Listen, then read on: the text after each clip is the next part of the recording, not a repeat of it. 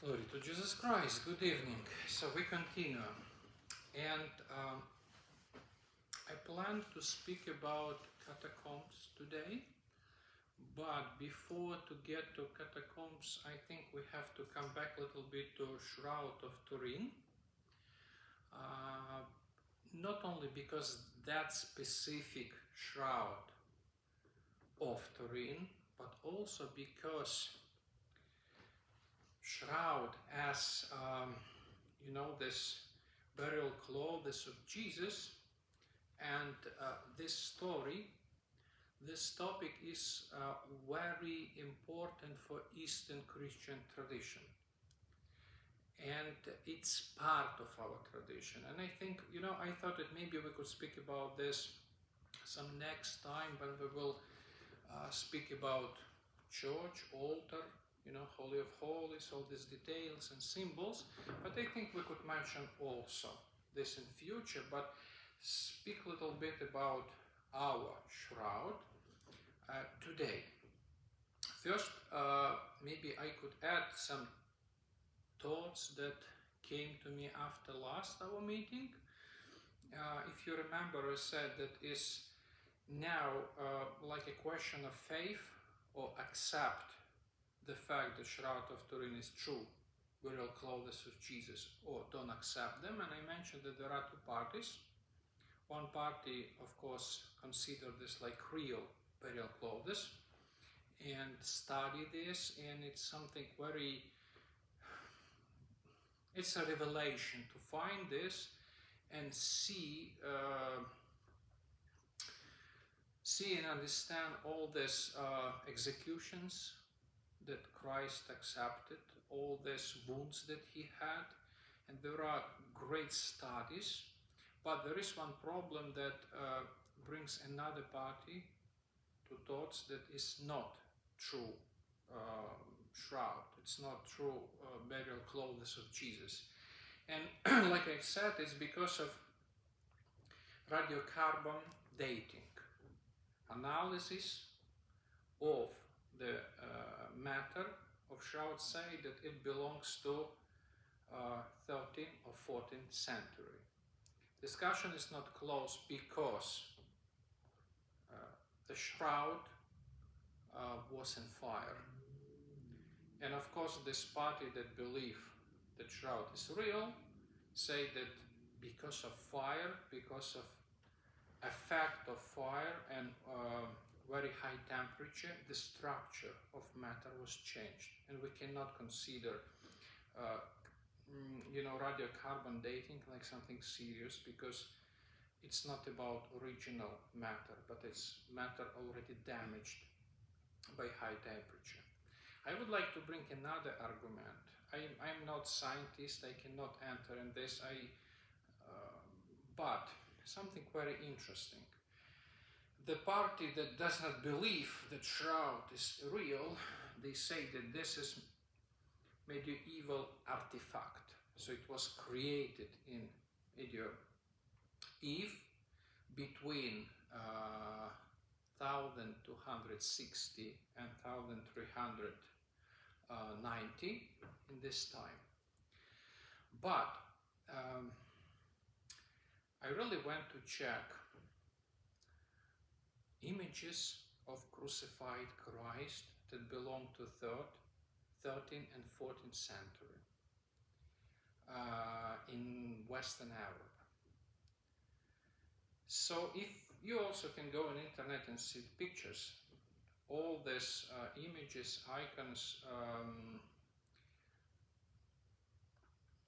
mosaics, or how you say it in English, crucifixes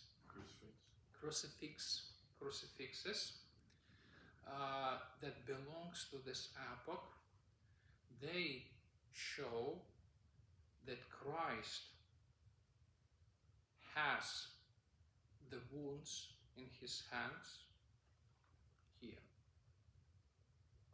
Iconography and tradition represent Christ on the cross, attached to the cross by hands in this way that the wound is here. The revelation of Shroud of Turin is different, how you know. The Shroud of Turin shows that the wounds of Christ were here. Not here, but here. And it's something new, because for Christian tradition of West and East, it's not true. It's here. You know, all icons, all images of all crucifixes that you check, the wound is here.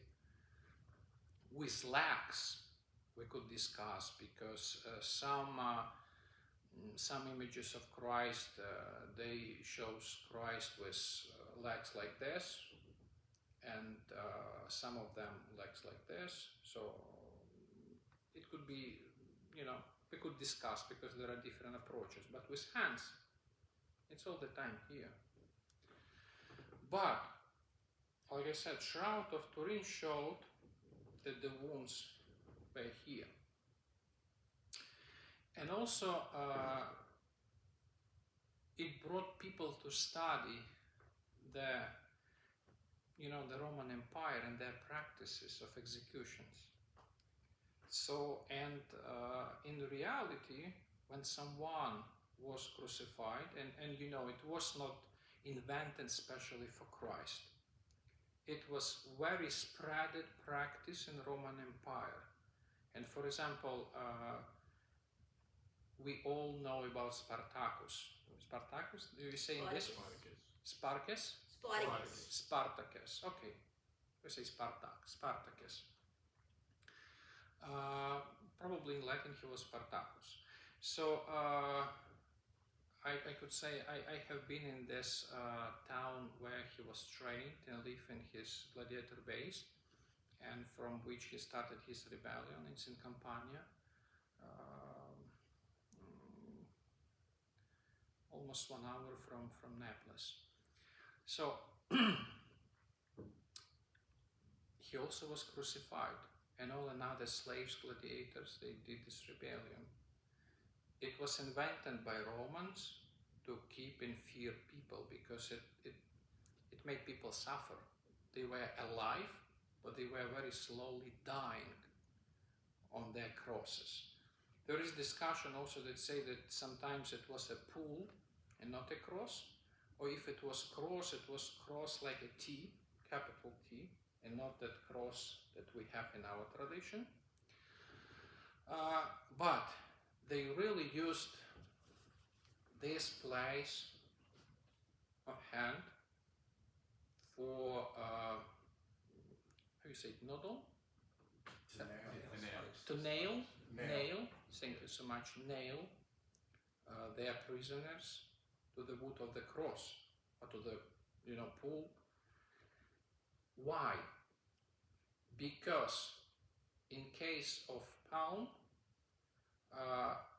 could not resist under the weight of the body, and someone who would be crucified using this place, he or she would break your palms and fall down. But this place, this between bones, really could keep body with weight on the wood, on the cross, for a long time.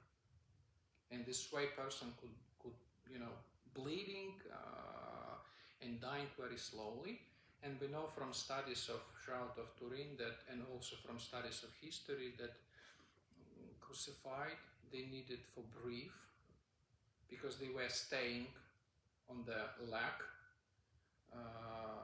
that it was entire wound, and also for breathe they needed to pull up also on wound, and it was very terrible death. Someone could die from bleeding, someone because could not breathe anymore, because didn't have energy and power to pull up on own wounds, suffering every time for every breath. So this is interesting that Shroud of Turin showed that wound was here. And this is the same that we know from history, how Romans executed their prisoners and how they use this punishment. So this is history, this is tradition. If we consider shroud like artifact, like creation of Christians from 13th, 14th century, why? If all iconography, all style of images used wounds here, why they created wounds there? And also, I invite you to study this. There are many articles, there are some documentary movies about this. Like I said, it's open discussion. I don't pretend to say that I know the truth, that Shroud of Turin is real, but there are some things that bring us to think that it could be. It could be. Now, I say Shroud of Turin in some way is present in our tradition. Not that their specific shroud, but the idea of burial clothes. And in our tradition, we have very important element, liturgical element, something without this thing, the liturgy is not possible in Eastern tradition. We name it anti-means. Okay, I have one example here. It's real anti-means, and I would like to show it to you. I won't give it to you to touch, but I could show this to you. Okay, it looks like, the story about burial of Christ. There is Mary here. There are apostles, or this we read last time a few Gospels about this episode, and we remember about Joseph of Arimathea and also Nicodemus that were present during this episode. And we have these words that also we sing them during Holy Friday. In a clean shroud and with fragrant spices. In this way. The noble Joseph took down your most pure body from the cross. He wrapped it in a clean shroud and with fragrant spices, laid in burial in a new tomb. So we read this in this way. And there are also some information here that I will say a little bit later. And I cannot show this to camera, but we have very old anti-means on the wall. You can compare. There are symbols of 4 Gospels, 4 evangelists here. On this anti-means you see these mystical animals and prophecies, angel, eagle, Turin line. On that all anti-means you have icons of authors of Gospels. So, what is it? What is it? It's small shroud, but we have it. And what is the meaning of this? We have anti-means on every altar of every Eastern tradition church, in Orthodox and Catholic. By tradition it is the same, but by jurisdiction no, but by tradition the same. On every altar. The word anti-means is very interesting because it mixed of Latin and Greek. Anti, it's instead, and mensa, it's Greek. Anti, instead, and mensa, it's Latin, it's table. So instead, table. This tradition is rooted in really beginning of Christianity, Of course, it's not about first generation of Christians, because they were like Judeo-Christians. They didn't have persecutions in strict understanding, but probably the next generation, when Christianity, when the news of gospel achieved big cities, pagan cities, and many pagans accepted gospel, were baptized,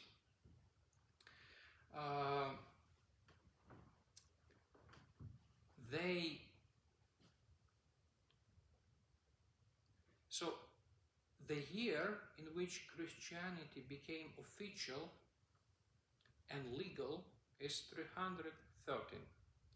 Is the famous Edict of Mediolan. Mediolan it's modern Milano in Italy. That is very known because of fashion and soccer and whatever, and La Scala. But it's very old city.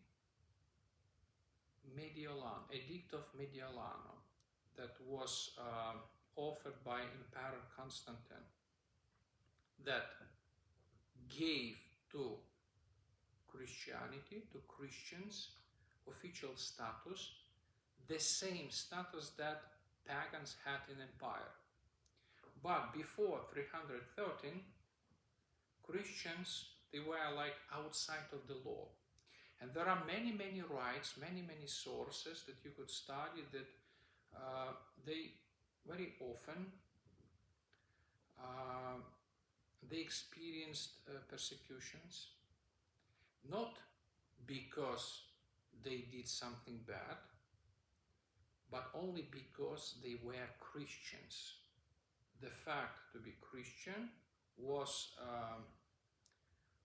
how does it say, was the justification to arrest them, execute them, and punish them, and also kill them. We know all the stories about, martyrdoms of Christians of first 3 centuries.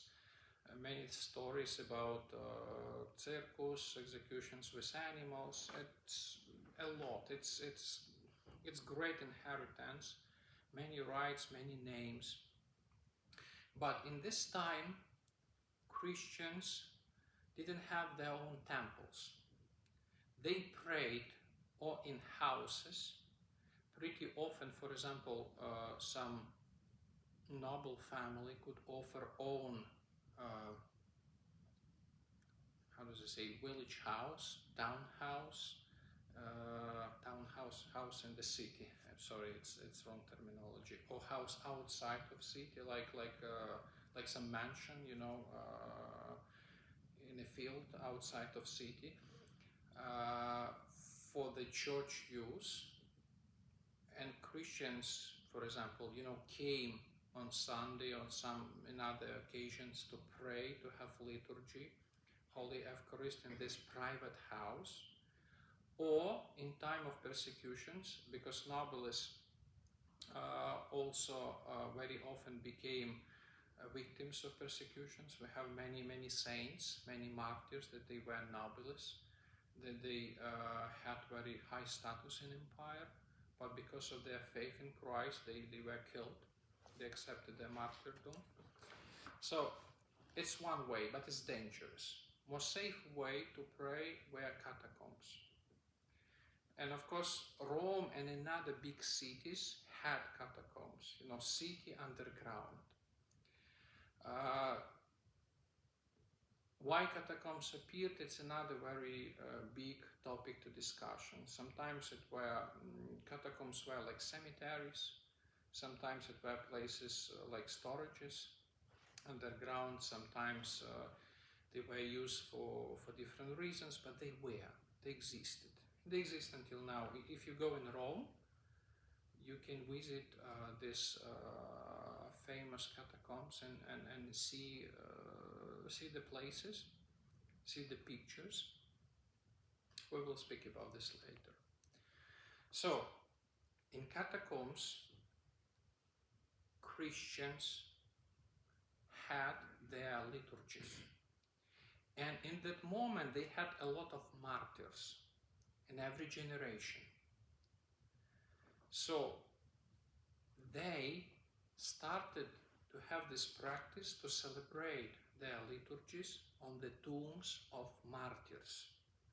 They believe that martyrs are saints because they gave their lives in faith of Christ, because of faith in Christ, because of their connection with God. They were killed only because of this, not for some crimes that they committed against Roman law, no, but because of fact that they were Christians.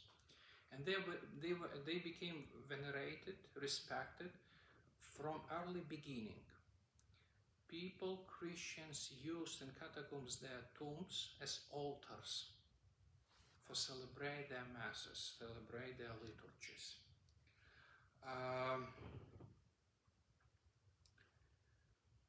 After, it brought to very special approach to the relics, and most of all relics of martyrs. Because I cannot say that all saints from beginning they were martyrs, but probably majority of them they were martyrs. For example, we know that all apostles except St. John, they also had their martyrdom in different ways. All this, afters and bishops of early beginning, they were martyrs. Popes of Rome, they were martyrs. So majority of them, they were martyrs. And also, I could tell you that, for example, in Theology of Fathers of the Church, for example, in St. Gregory of Nazianzus, the theologian, the friend of St. Basil, his classmate in Athens, he has teaching that he says that if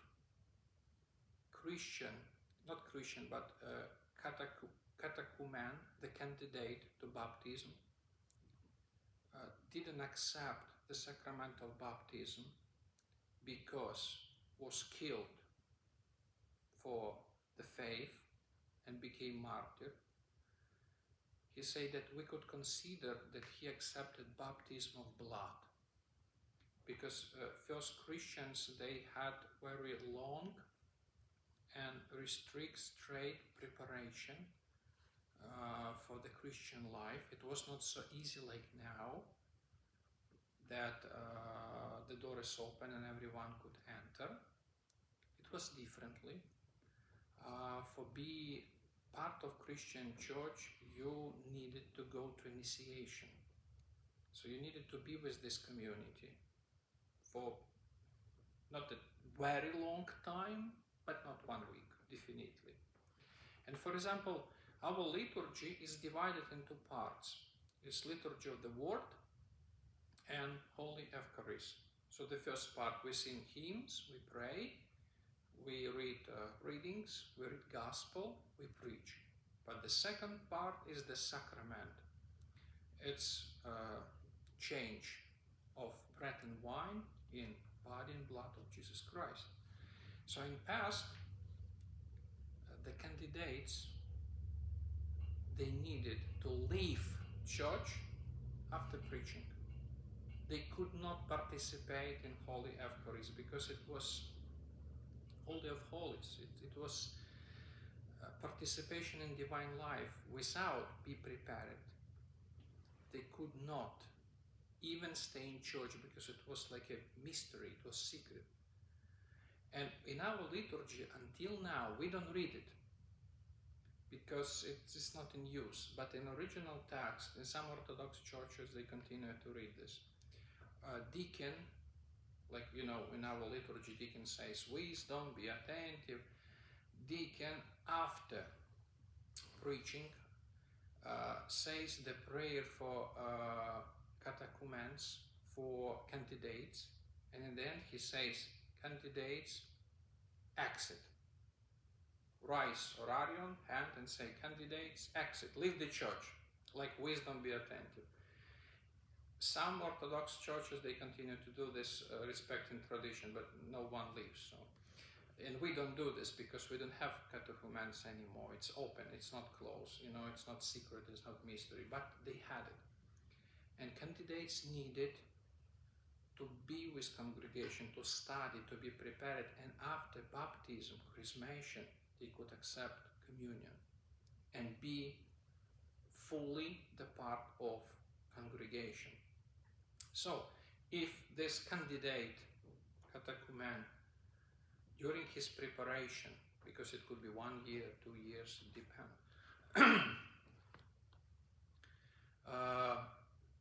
perhaps accepted martyrdom because of his faith, because of Christ, he considered by theology of some father of the church as a baptized Christian, because he didn't achieve the sacrament, but he was baptized with his own blood, accepted martyrdom. So, was great respect for relics and for the martyrs. And what happened? When Christians got their temples, the first temples were pagan temples that emperor gave to Christians. Because, pagans had a lot of temples dedicated to different gods. Some of them were abandoned, some of them were empty, and the beginning, the real first temple, not this authentic like houses or catacombs, but the building, it was pagan temple that Emperor Constantine gave to Christians. He changed it, it will be a temple. Throw away idols, bless it, whatever, refund this, and you will have your temple. So what Christians did, they brought the relics in church and put it on altar or in altar. Okay? So, another detail, another step of development we see in 4th century. 4th century, Christianity is legal. After 313, Christian church is legal. Equal with pagans, but legal. Not only one, but, official with another religions that were tolerated. And already before, many military people were Christians. We have many stories, St. Demetrius, another, we have martyrs of Lake of Sebastia, entire military unit that were Christians, and they didn't want to worship to God and do sacrifices to emperor. They were killed in lake. Entire military unit entered in lake during winter, and they died there in cold water because they didn't want to exit and do sacrifices to emperor. A lot of soldiers, they already were Christians. When Christianity became legal, we know from different sources about practice to have liturgies outside of temples. Christian priests, bishops, 4th century, they followed Christians, soldiers in different military campaigns for celebrating for them Holy Eucharist, and they used anti-means. It was like a table with relics inside, not altar that is static in church, but like movable altar with relics there, and they celebrated liturgies there. And the table, it's table, okay? So it's like a desk that they could bring, but with relics inside. They use this for military campaigns, for different services in camps, military camps, and also for different missionary liturgies. So when they went in some villages or towns where Christians didn't have temples, they had Holy Eucharist on anti-means, that this was table, portable table with relics inside. After, we know about use of anti-means in Holy Sophia, Hagia Sophia, is the Cathedral of Constantinople. And it was used for provide communion to emperor, to his officials, and after in Hagia Sophia of Justinian, to people, because the original temple was not so big. It was for Saint Constantine, it was basilica that he changed. He started his cathedral in 324. After it also was basilica for Theodosius in 415, but Justinian, Emperor Justinian, changed it in Hagia Sophia that we know until now. That is, the building is in Turkey, in Istanbul. It's probably, it was museum after, it was, I don't know if it's now a place of prayer for Muslims, or it's museum, but he built this temple 532, 537, and it was very huge, big temple. And already there they started to provide communion not only from altar, but clergy used antimines as a portable table. First of all, to bring communion to emperor, because emperor had his own throne inside of the temple, and it was not good for emperor to walk to accept communion. So clergy on portable table, that was antimine with relics, brought communion to him for provide directly. And also how temple was very big, and you could imagine why we have these deacons that cry out, be attentive, wisdom, because temple was big and they had to put attention of people in different parts of the temple. They didn't have acoustic system, so deacons always were these people with strong voice, cried out, putting attention to what happens in altar. For chief people to another side of the church, they also use antimines to bring communion there. Next,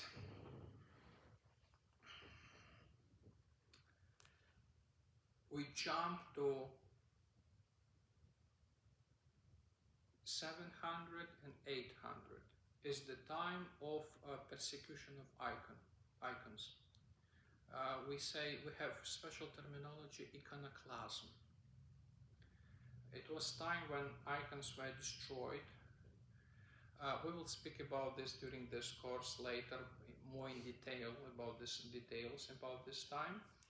But emperor, inspired by some teachers, some bishops, accepted this position and became against icons.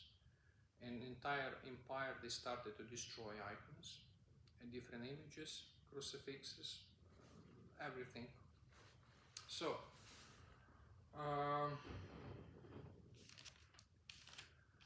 and in this time, the party of iconoclasm, they started to do foundation of new churches and blessing of new altars without relics, because they were against icons and against relics. They believe that it's very pagan and it's not according to original teaching of the Moses and Christ, whatever. We will speak about this. What they did, they started to take relics from altars and threw them away or buried them. Another party, Orthodox party, when I say Orthodox, it means Orthodoxy is the true faith. So it's not about Orthodox Church, it's about Christians that live according to the teaching of the Church, teaching of the councils. They, in opposite way, always started new churches with relics in altars or with relics in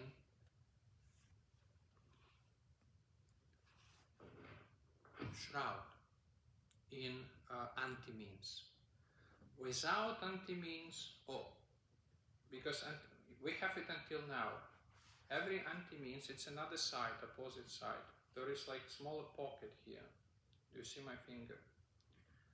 And there is small part of relics here. Every anti-means has small part of relics in. And it permits us to keep all tradition of Christians to celebrate the liturgy, Holy Eucharist, on the tomb of martyrs, right in the beginning. So, the time of iconoclasm was time when was offered another doctrine. No, we don't use anti-means, we bless altars without relics. And the Orthodox party that won this war, we will speak about this, they say no, should be relics in altar or anti-means, necessary. Okay. Finally, we will speak about this time. Finally, we jump to 12th century. From this moment, the use of anti-means became a law. Anti-mean was used, like I said, from beginning, or it was like, it was represented by use of tombs of martyrs, or it was a table with relics inside for bring communion or for celebrate services outside of the church. Was discussion during iconoclasm time, persecution, destroying of icon. But in 12th century, it finally was less crystallized, could I say it? Crystallized in the law. Without anti-means was forbidden to celebrate liturgy. Or anti-means that already has relic inside, or altar with relics inside.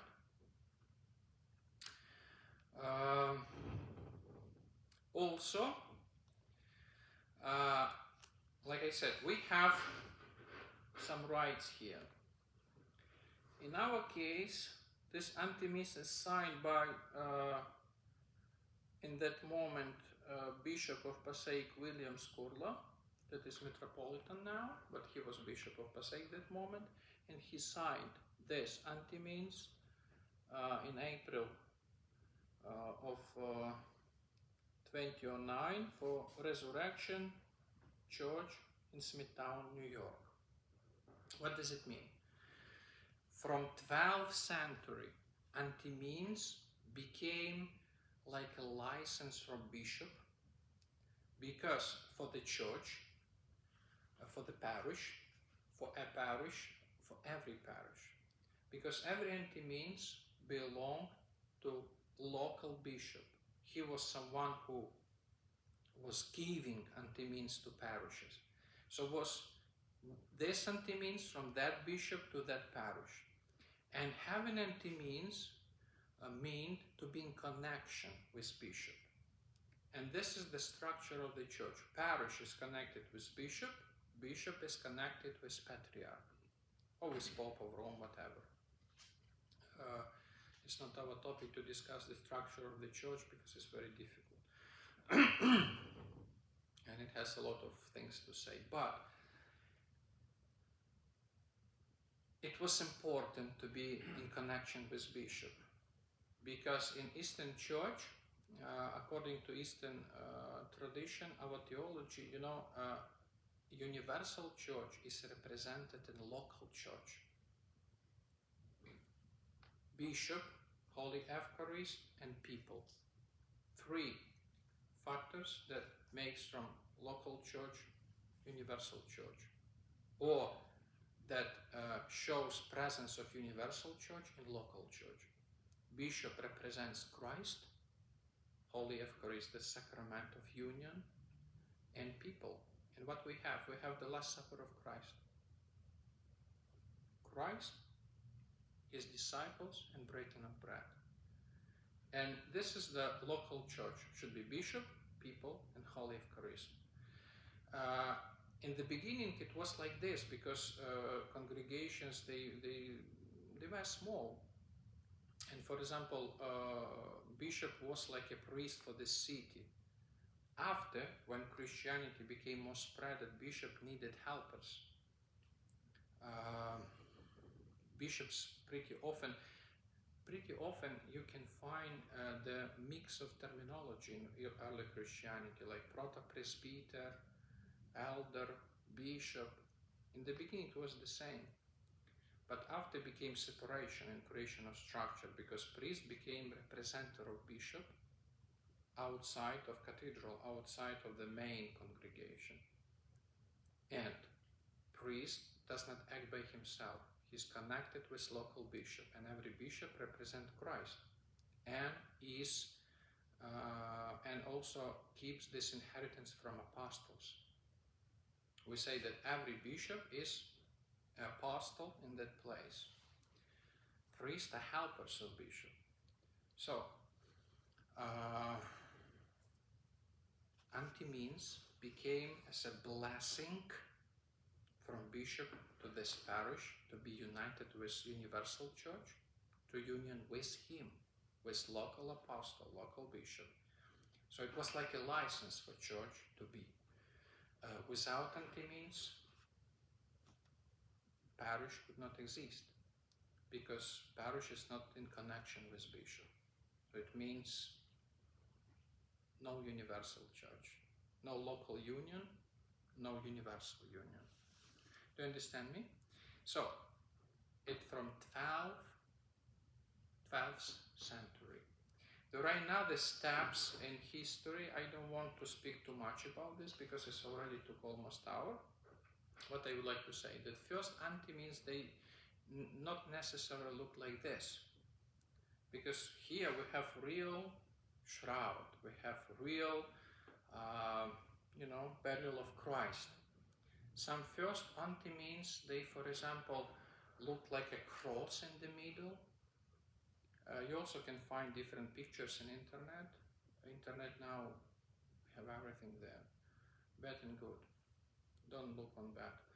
So if you check the pictures of all anti-means, sometimes it was cross in the middle. And this one, it's also tradition that appeared a little bit later. I cannot say century now, I'm not ready to say exact date, exact year, or even century. But what we have now, we have shroud. And it brings us to sacrifice of Christ, but it also brings us back to authentic original tradition to celebrate liturgies on the tombs of martyrs. And like I said, every anti-means has relic inside. So why I'm speaking about this? Because we already touched the topic of Shroud of Turin, and we have it. In every church we have it. This is an icon. And without this, I cannot celebrate liturgy. And also I have experience, for example, as a chaplain, to celebrate liturgies in hospitals, in military camps, in tents, in field. So in some places that were not real chapel and were not dedicated to worship, I needed to bring this with me all the time. Not this specific, but anti-means. Because if I have anti-means, I have a tomb of martyrs. I have the sacrifice of Christ that I do. Okay? So we have another few minutes, and we could finally start to speak about catacombs. But of course, we will finish next time because. So, I bring you back to Ichthys, the fish. The fish that is symbol of Christ. And this fish appeared in catacombs of Saint Calixtus in Rome. And these catacombs were used by Christians from 150 to 410, even after becoming Christianity legal. Christians continued to come to the tombs of martyrs and respect them. So for first time we find it there, the fish. It's even probably no, I don't want to say that it's more older than the sign, the symbol of the cross, but it's also very, very authentic. Like I said last time, in Greek, ichthys or ichthyos, depends how you read. It's abbreviation of Jesus Christ, God's Son, Savior. They were smart.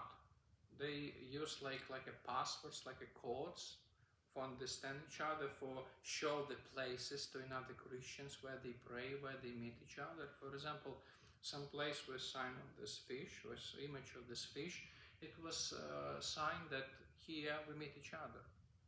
This is our place. You can stop here and find us, Sunday morning. Jesus Christos, Christ, Theo, God's, Hios, Son, Soter, Savior, Ichthys. Okay, so this symbol is from 2nd century. 2nd century. And in 3rd century is remembered by Tertullian. Tertullian was one of the important writers and after Christian authors in Rome from 3rd century. He also remembered about this fish, about ichthyos. And there are also images of fish with bread and wine of its back. And fish with bread and wine, what is it? It's Holy Eucharist. So, okay, maybe we will start with one catacomb today and we will continue with another catacomb. Catacomb of Priscilla. This place until now exists in Rome. If you would like to visit, Via Salaria, archaeological site. From Via Salaria in Rome you can go down and enter in Catacomb of Priscilla. I went there. You have been there? Yes. It's Rome. Unbelievable. Rome is great. It's even from perspective of Europe. I pronounce it always bad. Europe. When you travel, when you come there, everything is in Rome is so magnific that you can walk with open mouth. Yeah, I was. Looking on all of this, and after a couple of days, you become tired because it's like overeat. You stop to notice the things because it's richness and history everywhere. So. It was used for Christian burials from 2nd to 4th century. It's exact time of this great persecutions. The first generation is still, Judeo-Christian, but we know that the first persecution in Rome, it's Emperor Neron. How you say it in English? Nero, okay. That burned Rome because he wanted to rebuild it, and he burned probably three quarters of entire city or something like this. And during this emperor, that was crazy man, accepted the martyrdom St. Peter and St. Paul. And it's probably, if I'm good with my memory, the 60 after Christ. It's the year of martyrdom. 64. Thank you so much. 64. You can check always. I'm not perfect. Anyone is not perfect, but it's 60s. We have 64 here. Let's be 64. So, the name, because of wife of the consul, Manius Acilius Glabrio, that was Christian and was killed on the order of Domitian. You see, consul. It was like, I don't know, senator. No, it was more than congressman, probably senator, some very high official.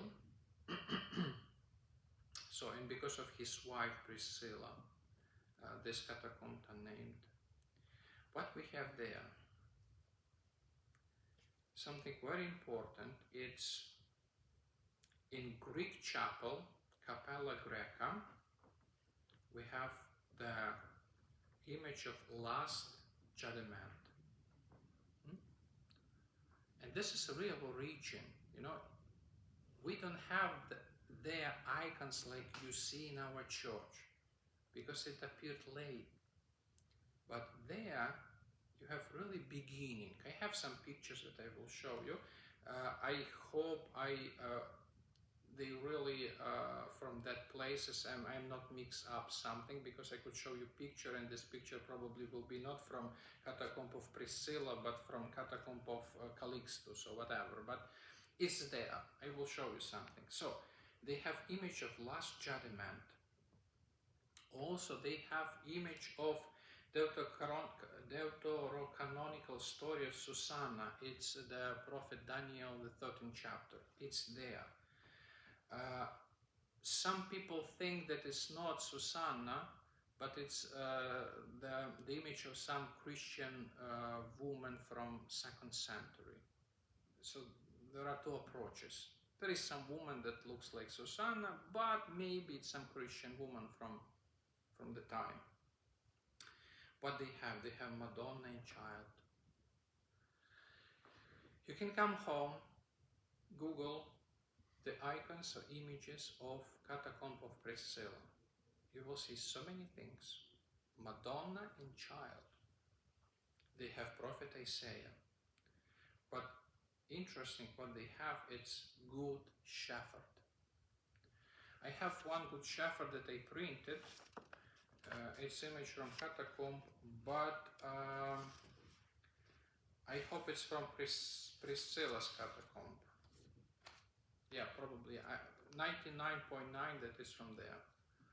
If you have been there and you saw another... I have the trip, I saw so much in my mind, it's all mixed up. If someone, watches us now and say, no, this is from another catacomb, maybe you're right, but I found this like image from Priscilla's catacomb, you see?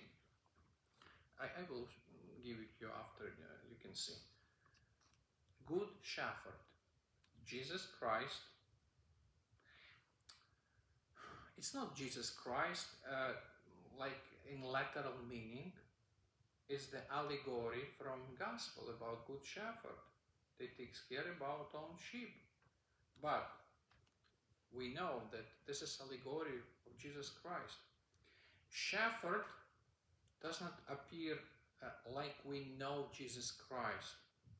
With beard, long hair. It's like a Roman guy. His clothes is not Judaic. You see, the legs are open. In Judaism, it was not possible that man walks with open legs. It's not appropriate by the law of Moses. With open body, health. It's Greek, would say Roman Greek tradition of clothes and not Judaic. Because in Judaism, very important that body is closed. It's not open. So you see, it's the first enculturation. What is it, enculturation? They have idea. This is Rome. They have idea of Good Shepherd. I want to get it close. Yeah, please. Yeah, okay. Yeah, I will show you later. Okay. So, they have idea of Good Shepherd. from gospel. They mean Christ, but how they express this idea with own culture, with own style of life. They create image of some pastor that outside of the Rome was walking with his sheep, vested in this way, according to Roman culture of this age and epoch. And this is the first icon that we find. He keeps one. It doesn't look like sheep, it's more God, but on his shoulders, and he feeds another sheep. And this is Jesus Christ that takes care about lost sheep and feeds all of us.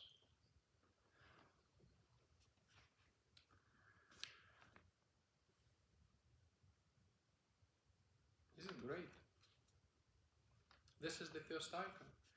We will discuss it later. I only would like to show you that the Christ that we are accustomed to see, Alpha and Omega, with beard, with long hair, we have